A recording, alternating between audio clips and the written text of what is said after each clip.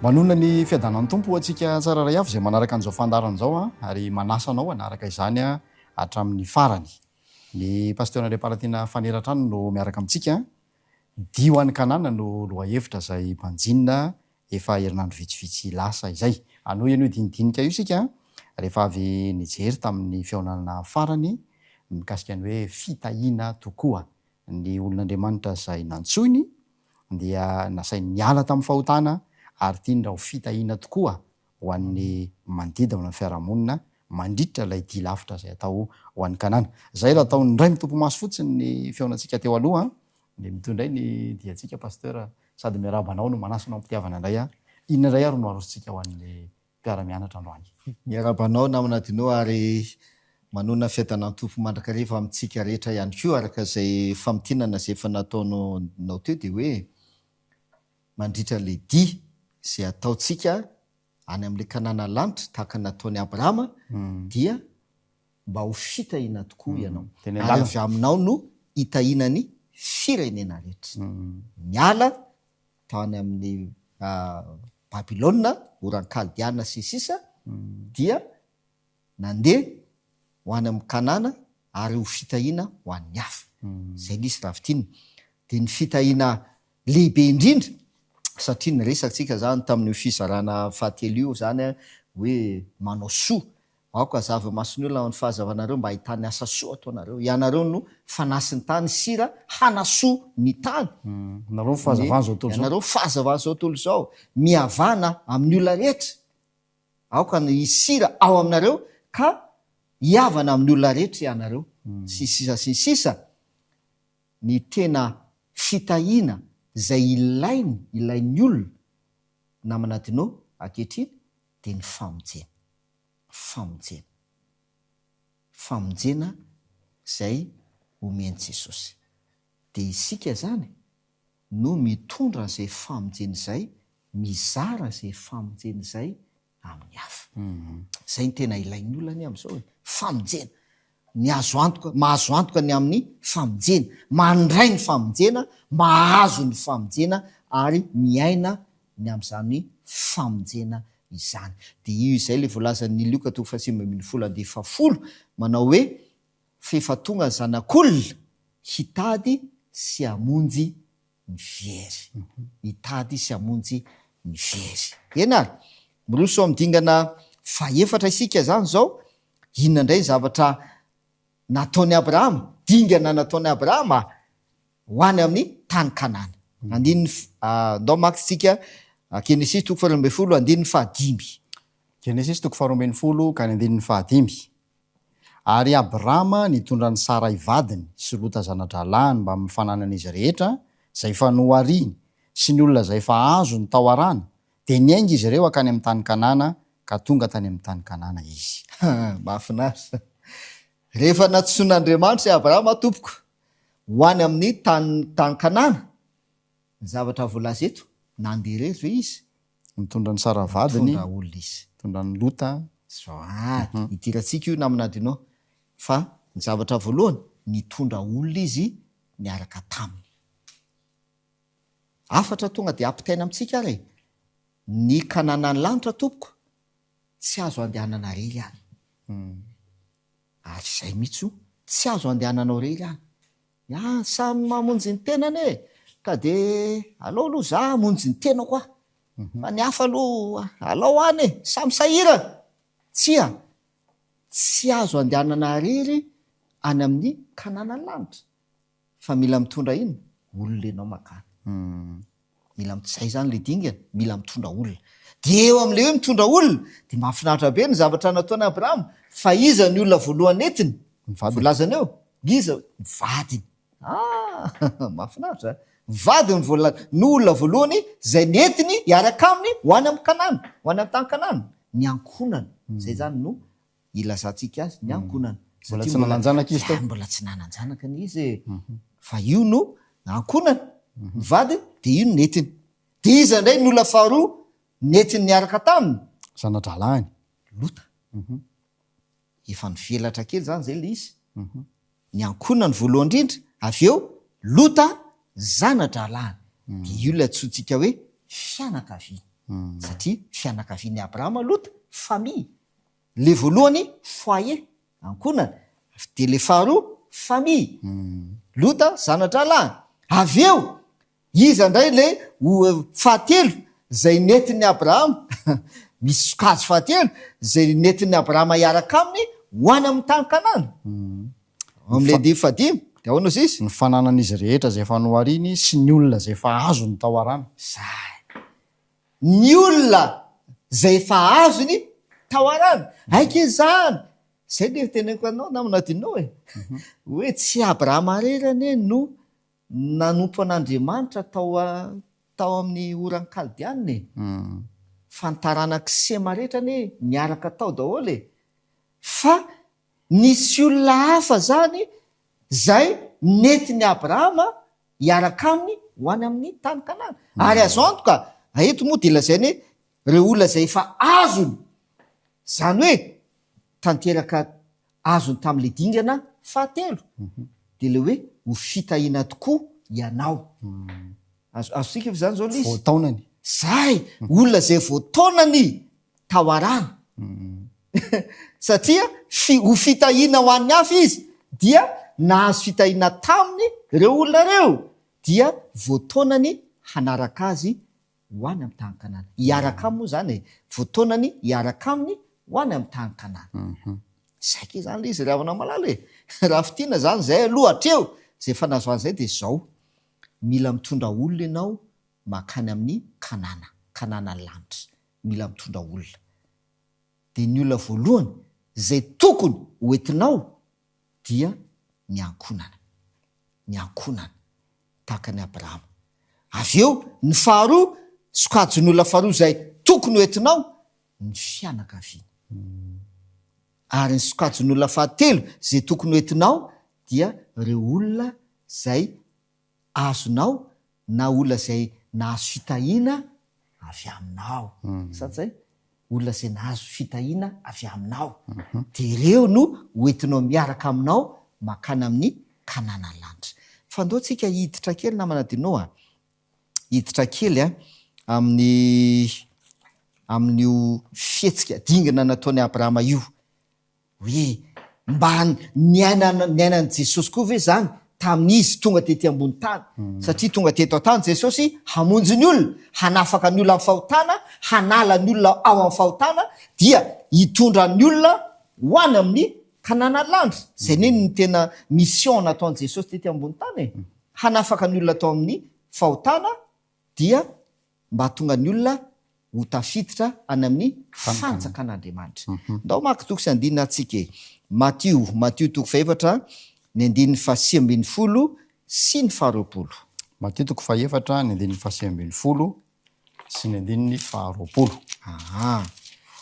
De hoy Jesosy taminy andeha anaraka fa ataoko mpanarato-olona ianareo. De nandao niarato niaraka tamin'izay izy ka nanaraka azy. Hito zany zao inona nataon'i Jesosy? Niantsolona hanaraka azy. Tsy hoe tonga teto Jesosy de izy rezy za moa zany zao no hamonjy anareo tompoko ka de ao fa vitako io asa io vitako ty mission ty fa za rery manao anazy fa tsia mazava voalaza ten'Andriamanitra niantso olona Jesosy hanaraka azy. Satsay fa avy eo voalaza le ten'Andriamanitra rehefa natsony hanaraka azy reo olona reo de inona ny zavatra nytenen'i Jesosy tamin'le olona ataoko ina ozy izy mpanarato-olona ianareo. Ataoko mpanarato-olona ianareo. Ataoko mpitondra fanahy. Ataoko ho mpitondra olona na ho mpitaona olona ho any an-danitra ianareo. Zay ny elizy aika zany tena fomba fiasan'i Jesosy mihitsy le nataony Abrahama. Fomba fiasan'i Jesosy. Fandao pitsika toko sy andininy ray Jaona toko 7 andininy 4. Manamafy an'le hoe tsy maintsy mitondra olona tsika ho any amin'ilay Kanàna lanitra. Tsy maintsy mitondra olona. Jaona toko 7 andininy 4. Jaona 7 ny andininy 4. Ray eo tiako mba ho any amiko amin'izay toerako rezy nomenao mba hahita ny voninahitro nomenao izy fefa ty ahy ianao fony tsy mbola ary ny fanondrenan'izao tontolo zao. Vavaka nataon'i Jesosy de ozy izy hoy ny vavaka nataon'i Jesosy raha eo tiako mba ho any amiko any am'izay toerako iza ozy izy Reo zay nomenao ahy. zay reto olona reto zay nomenao ahy reto olona reto zay nanaraka ahy zay ny io reto olona reto zay nanaraka reto tiako mba ho aty amiko miaraka am' Jesosy any am'le toerana zay honenany any am'le Kanàna lanitra tiany mba hiaraka amin'ny any reto olona reto zay le mahatonga anay teny namana tena hoe tsy azo andehanana irery any am'le Kanàna lanitra fa tsy maintsy misy olona miaraka aminao makany Reo olona reo zay nantsoina hiala tamin'ny fahotana de asaina ho fitahiana ho an'ny firenena rehetra ihany koa reo no entina any am'ilay Kanàna. de ireo olona reo koa no nataon'i Jesosy ho ataoko mpanaratolona ianareo ho ataoko mpitaona olona ianareo misy sarisarina tache-d'huile zany ao anatin'ilay izy mandray an'le fitahiana le olona de mahataona ny hafa de le hafa vao niraisina indray de anao toy izany koa mba iampita trany lay afatra ampitaonan'i Jesosy. zay indrindra fa ndaotsika ivelona any am'le Genesis 2:15 ndaotsika ivelona kely any ny tapany voalohany am'le fanazavana zany zao de hoe mila mitondra olona i Abrahama mitondra olona rehefa nandeha ho any amin'ny Kanàna izy de isika any koa ho any am'le Kanàna lanitra mila mitondra olona miaraka amintsika zay ny tapany voalohany fa ndao diratsika lay tapany faharoa am'le fanazavana velona amin'ny Genesis 2:15 Genesis 2:15 ary Abrahama nitondra ny Sara ivadiny sy Lota zanadralahany mba amin'ny fananan'izy rehetra zay efa nohariny sy ny olona zay efa azony tao arana de niaina izy ireo akany amin'ny tany Kanàna ka tonga tany amin'ny tany Kanàna izy.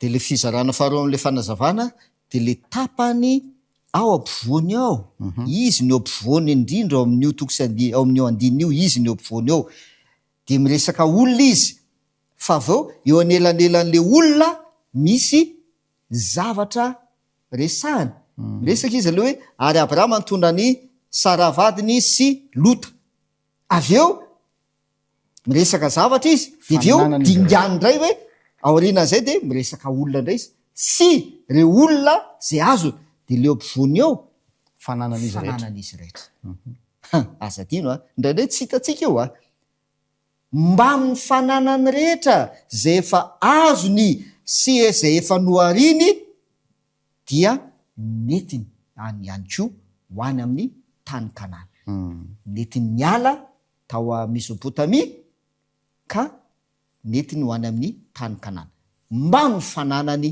rehetra ny afatra naminadinao ny fananana rehetra ihany koa hoentina makany amin'ny tany Kanàna ny fananana rehetra de eo zany zao tsika hoe hoetiko any ty tomobilako ty telefona ty telefona ty hoetiko any amin'ny Kanàna lanitra ty telefonako ty na hoe nena inona no hoetiko any de samy eritreritra tsisy tonga any re tompoko tsisy tomobila tonga any tsisy telefona tonga any fa ndao jereo atsika hoe inona ny tiany ten'Andriamanitra ho lazaina satria zavatra tokony ataotsika any koa ankehitriny mandritra ny dizy ataotsika ho any amin'ny Kanàna lanitra io nataony Abrahama io dia nitondra ny fananany rehetra zay nohariny izy ho any amin'ny tany Kanàna inona raha tiany ho lazainany am'izany ndao mahafinaritra izy ty vientsika ary ndao tsika handray am'izay ny zavatra niseho tamin'ny zanak'Israely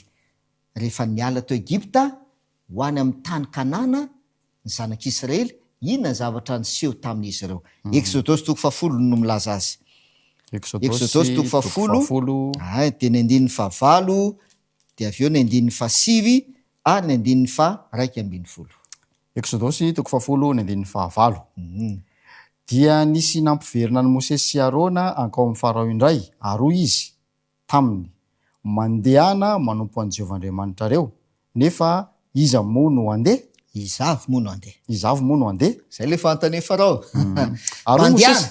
mandehana nareo miala eto Egipta makany amin'ny tany Kanàna manompo an' Jehovah izavy nefa ny andeha izy zay le fantany ina zavatra tena mifandray amin'ny zavatra nataony Abrahama izy ity. Rehefa natsoin'Andriamanitra Abrahama andeha hialo amin'le toerana misy azy ho any amin'ny tany Kanàna, izy avoka ny netiny, vadiny fianakaviany, fananany rehetra ary ny olona rehetra zay azony. Zay neny Abrahama. Fa nao jerevantsika ny zanak'Israely, izy avy ary no andeha ozy izy Farao, izy avy. Andininy fasivy amin'ny Exodosy toko 10. Ary hoy Mosesy, ny tanora sy ny antitra aminay no entinay andeha, ary ny zanakay lahy sy ny zanakay vavy sy ny ondry amanosinay ary ny ombonay entinay andeha, fa isy andro firavoravonay ho an Jehovah. Mahafinaritra. Izy avy tompoko no andeha ho any amin'ny tany Kanàna. Izy avy no andeha hialo Egipta ho any amin'ny tany Kanàna. Dia hozy izy Mosesy, ny tanora, ny antitra no andeha, ny zanakay lahy, ny zanakay vavy, ny faranatro amin'ny olona ihany ve? Ny ondry amanosy.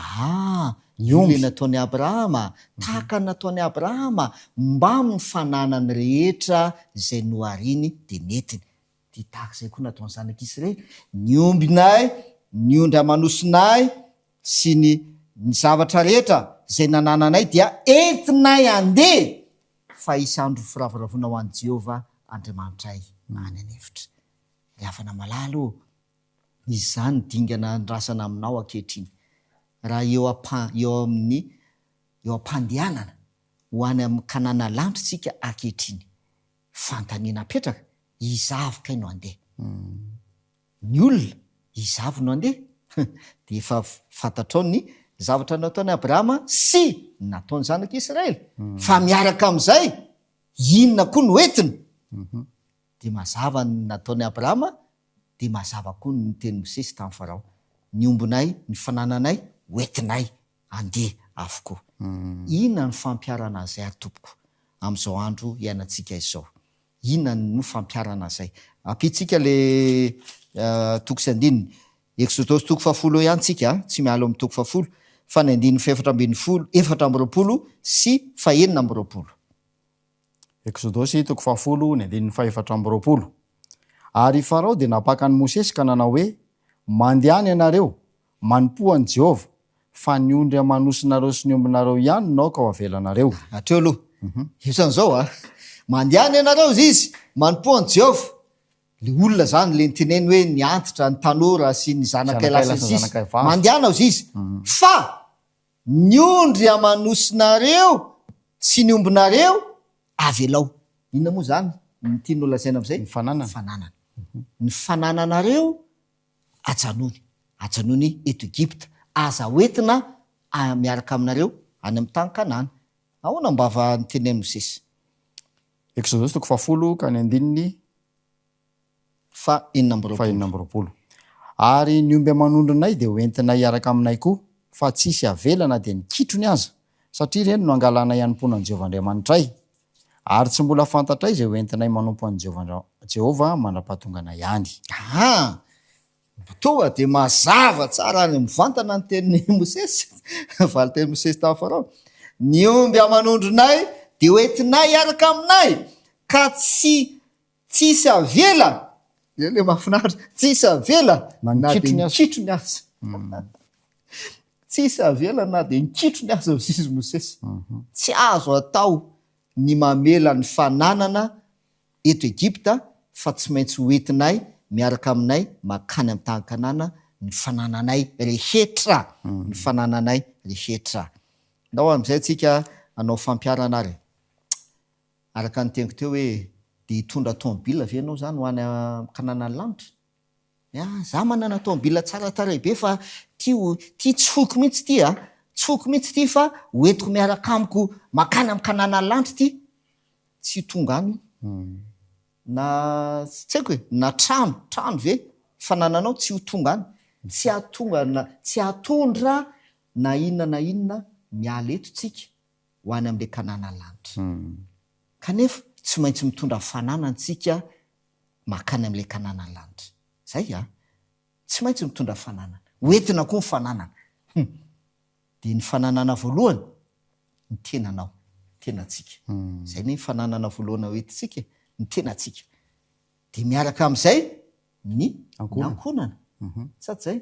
ny ankonana sy ny fianakaviana ary reo olona zay no voataona antsika noho ny fitahiana avy amintsika sady zay fa miaraka am'izay de makitoko sy andinina am'izay tsika ny fomba hitondrana le fananana ahoana raha ny fomba hitondrana le fananana satria ianao zany zao manana fananana eto am'ty tany ity manana ondry amanosy manana trano manana sisa ahoana fitondra ny fanananao any am'le kanàna lanitra zany ny resaka eto Deutéronomie toko 7 ny andiny 7 sy 7.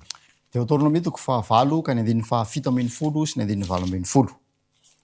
Ary andrao ianao anao anakapo hoe nitanjako sy nerin'ny tanako ny nahavoriako zao arena izao fa tsarovy Jehovah-Andriamanitra ao fa izy no manome anao hery avory arena mba ahorony ny fanekeny izay nianany tamin'ny razanao tahaka ny am'izao anio izao.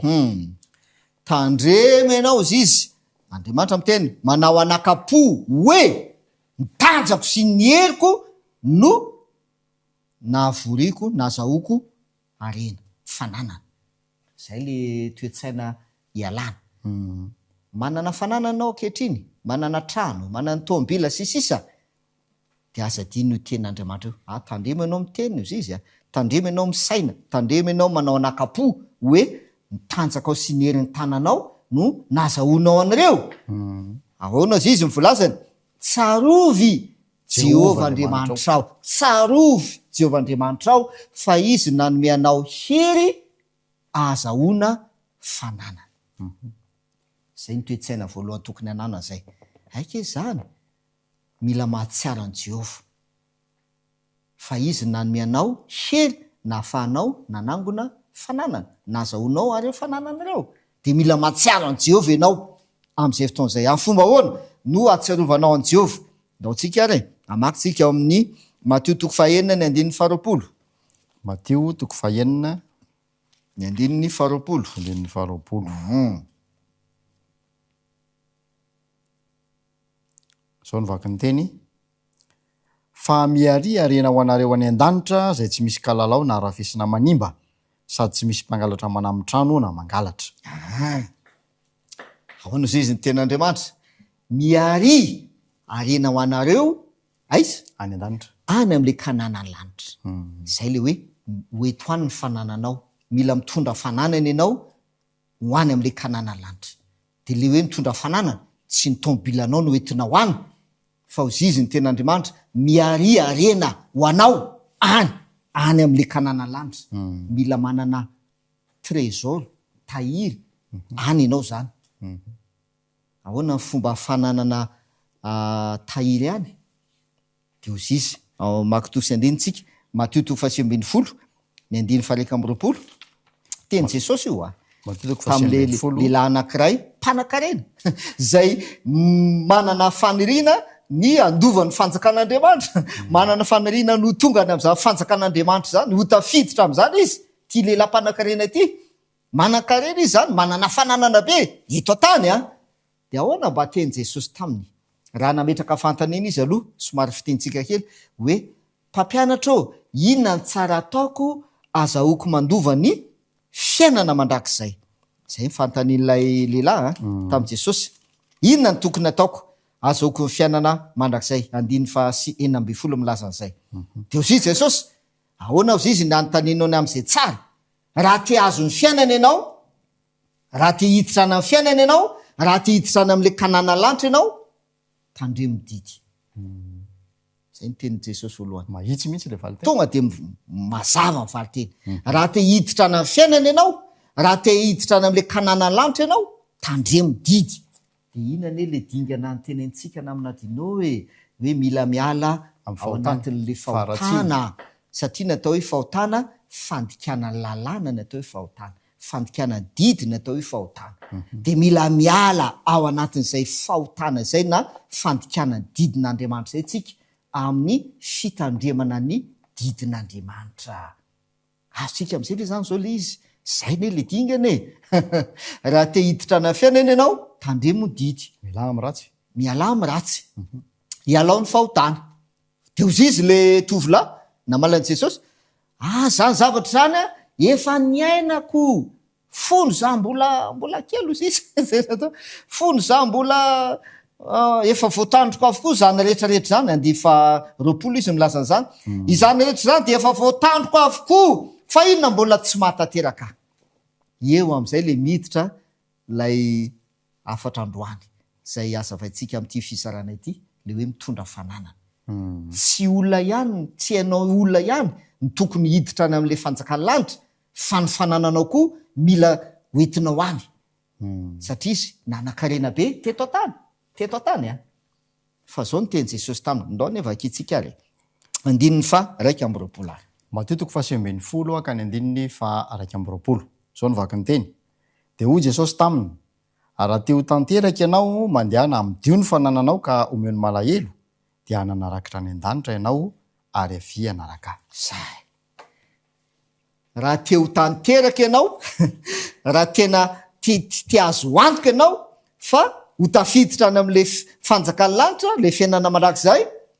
amidio ny fanananao eto an-tany dia hanana inona ianao izy rakitra izy any am'le kanànany lanitra zay le fitondrana le fananana any amidy le eto an-tany de manana rakitra any am'danitra ianao izy dia avy anaraka zavatra niseho tamin'io tovolahy io niala tamin'ny alahelo izy tena niala tamin'ny alahelo izy tsy vonona ny tondra ny fananany any am'le kanànany lanitra izy tsy vonona ny tondra ny fananana any nanana fananana be izy teto an-tany fa any am'le kanànany lanitra 0 ny eo amin'ny compteny 0 zay le hoe tsisy eo amin'ny compteny vita tsy nanana rakitra tany izy fa mba hatonga anao anana rakitra any am'le kanànany lanitra de io ny teny Jesosy am'dio le tian'olona zay hoe am'dio fanananao de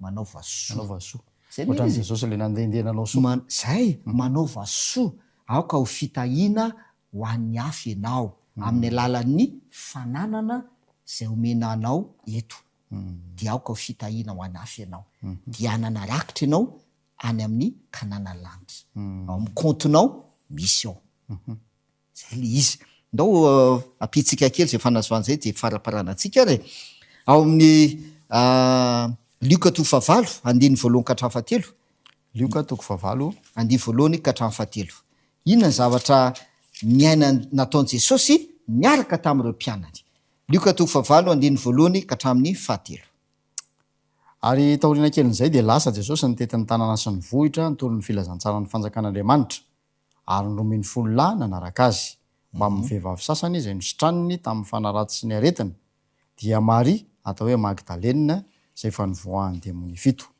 ary Joana vadiny kosa mpitandrina ny fananan'i Heroda ary Sosana mba maro hafa koa zay nanompo azy tamin'ny fananany zay le tampifezaten'ny farany no raisitsika tompoko io le nataon'i Abrahama rehefa niala ho any amin'ny tany Kanàna izy nety ny fananany de ny fomba pratikal izy de ty voalaza Lioka 9 ty nanompo azy tamin'ny fananany nanompo an'iza moa zany Jesosy nanompo an' Jesosy tamin'ny fananany de le hoe fanomponan'i Jesosy amin'ny fananany fanaovana soa tahaka ny teny Jesosy tamin'le lehilahy mpanan-karena am'dio fanananao dia omeo ny malahelo ampio ny malahelo toano ny malahelo mba ho fitahina ho an'ny malahelo ho an'ny hafa ianao zay ne tian'olona zaina amin'iny aoka ho fitahina ho an'ny hafa ianao amin'ny alalan'ny fananana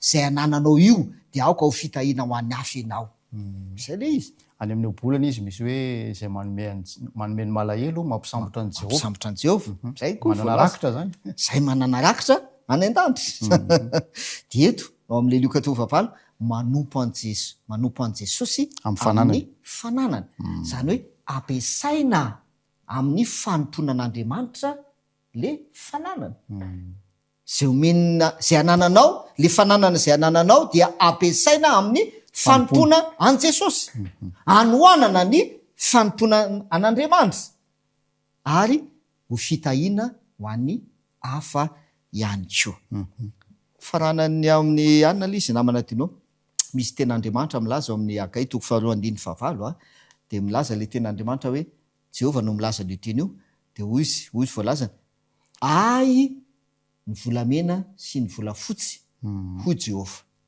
Zay ny teny ao amin'ny Agai 2:25 ay hozy izy Jehovah ay ny volamena sy ny volafotsy. Dia Salamo 4:2 koa dia mbola manamafy an'izay izy hoe an Jehovah ny tany sy izay rehetra ao aminy, izao rehetra izao sy ny mponina eo aminy an Jehovah. Ry havana malala, izay ne ny toe-tsaina nananany Abrahamy natonga ny Abrahama rehefa natsoina hiala tao amin'ny oran-Kaldiana izy mba handeha ho any amin'ny tany Kanàna dia netiny ny fananana rehetra satria nahatsapa izy fa io fananana io tsy anazy any io fa an Jehovah io satria dia netiny ny fananany ho any amin'ny tany Kanàna. Takan'izay koa Mosesy le niala avy any Egypta entinay ny ombinay ny ondry amanosonay ho ampiasaina amin'ina ka le ondry amanosy zay ho ampiasaina amin'ny fanompona an'Andriamanitra ne le ondry amanosy zay netiny ndry Mosesy niala tao Egypta ampiasaina amin'ny fanompona an'Andriamanitra le fananana dia ny pratika izy amin'izao andreny antsika izao dia tahak'izay ihany koa an Jehovah io ny zavatra rehetra fa omeny anao io fananana io ho ampiasaina amin'ny fanompona anazy. Fa aza manao tahaka an'ilay lehilahy mpanan-karena tsy nanana rakitra tany an-danitra izy tsy nanana izy raha jerevana zany soldany 0 solda tsisy. Dia izao aveloko indray ny fananana voalohany zay mila hoentinao makany amin'ny tany Kanàna ny tenanao tompoko ny tenako ny tenantsika. Zay ny fananana voalohany sarobidy indrindra dia ampiasao amin'ny fanompona an'Andriamanitra ny tenanao. Mahafinaritra be ny izy ampiasao amin'ny fanompona an'Andriamanitra ny tenanao. Zay izy dia zay zavatra omeny tompo anao kosa vola mankarena sisisa dia aoka mba ho fitahiana ho an'ny hafa ianao ary ampiasao ihany koa ho an'ny fanompona an Jesosy sy ny fanompona an'Andriamanitra tahaka nataon'ireo vehivavy ao amin'ny Lioka 2:9. Ia, mazava ny ten'Andriamanitra tsy misy mahadilana ho tentenina fa dia zay antso izay no antsika mamarina ny fandarana androany ndao ray ary hoentina mavaka paster satria antso amin'ny fanoloran-tena zany raha fitinin'izay rehetra izay. Vavaka tsika azy raina izay ny andantro mazava ny teninao fa tsy maintsy mitondra olona makany amin'ilay Kanàna lanitra tahaka ny nataony Abrahama, tahaka nataon'ry Mosesy, tahaka nataonao ihany koa Jesosy fony ianao tonga tetỳ amin'ity zao tontolo zao ity.